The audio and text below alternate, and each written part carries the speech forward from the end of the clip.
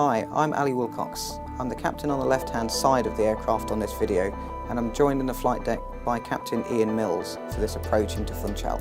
Funchal is a really unique airfield as it requires Portuguese CAA to approve pilots prior to flying into Madeira. The Airbus training team and our training standards captains have created a plan that was approved by the Portuguese CAA to allow us to start operating there. As we fly around the approach visually here, you can see the banana sheds just in front of us now, which is one of our waypoints that we aim towards as we navigate the tricky terrain which is off to the left of this airfield.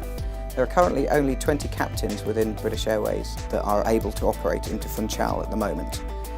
Each of the captains has had a dedicated 2-hour simulator training session to teach them about the aerodrome.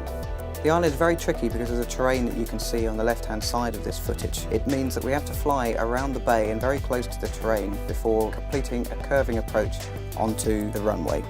We normally use instruments to land the aircraft at most airports, but here there's no ILS approach into Funchal, so we have to navigate around the bay visually using good judgment, just hugging the coast in order to line up with the runway.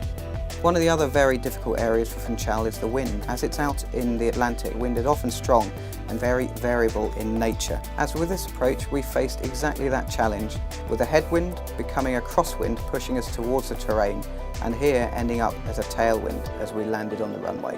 The runway has been lengthened over its time, and the other end of the runway is built on stilts to increase its length.